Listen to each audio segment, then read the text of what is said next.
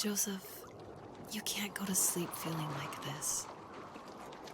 I'm sorry for everything, and I know you need space, but I'm here for you. You don't need to feel so lost. Joseph, have I ever told you what my mother was like?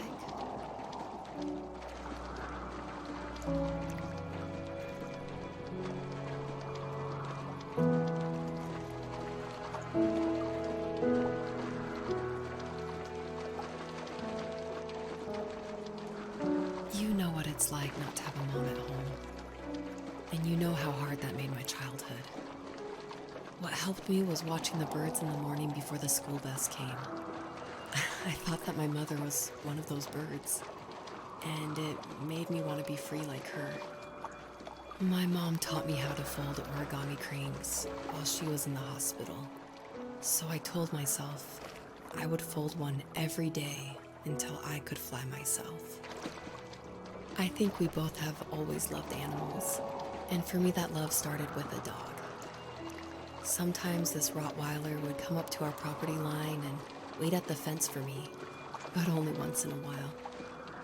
I was sure to check every day immediately after school, and it usually ended in disappointment. I would even steal money from my passed-out dad just so I could buy these off-brand dog biscuits. Even when she did stop by, she never went beyond the fence. Why was she so scared? I think my dad was the opposite of your dad in almost every way, except he was in the military as well. He coped with alcohol of every kind. The trailer started falling apart, he got angry, and I withdrew.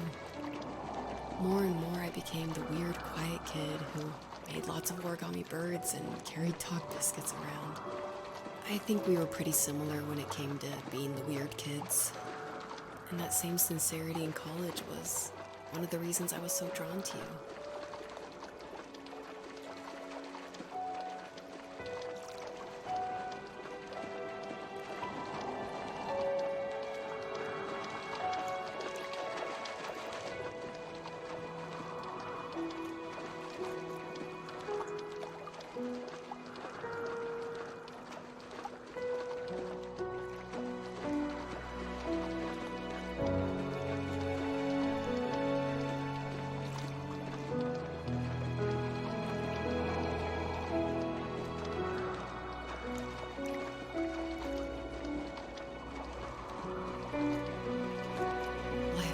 Worse and worse. And at one point, I really didn't think I could survive another day with my soul still intact. I had no real friends, let alone neighbors, since we lived in the middle of nowhere. I should have talked to my teacher, but I was scared what he would do if he found out.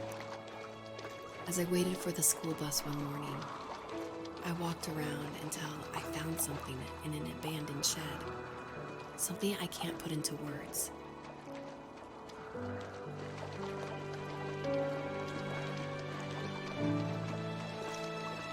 I summoned courage I didn't know I had, and I broke into my dad's room and found the key to the shed where he had locked my bike. I'll never forget that feeling.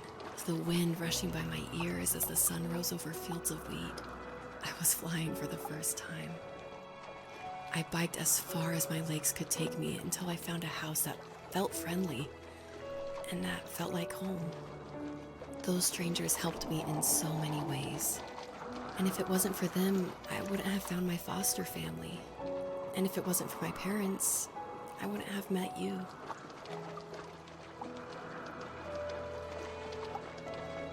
You have strength, Joseph, and you're not as alone as you think. It's all just so pointless, just waiting for life to happen. It's like having the home I always wanted is cursed out of my reach. The thought of being a parent myself. How could I do that when I couldn't even be a good son? I'm sorry, I know what you're saying. I just don't know how things will work out. These quiet hours will turn into years. We'll wonder which roads passed us by. Then we'll forge a new road together. Besides, I discovered for myself that one fateful morning where any hopeful road leads to. There may be thorns and mist, but it always leads to the same thing. And what's that? Family. I'm so glad that you're part of my family, Rachel. And I'm glad you're part of mine.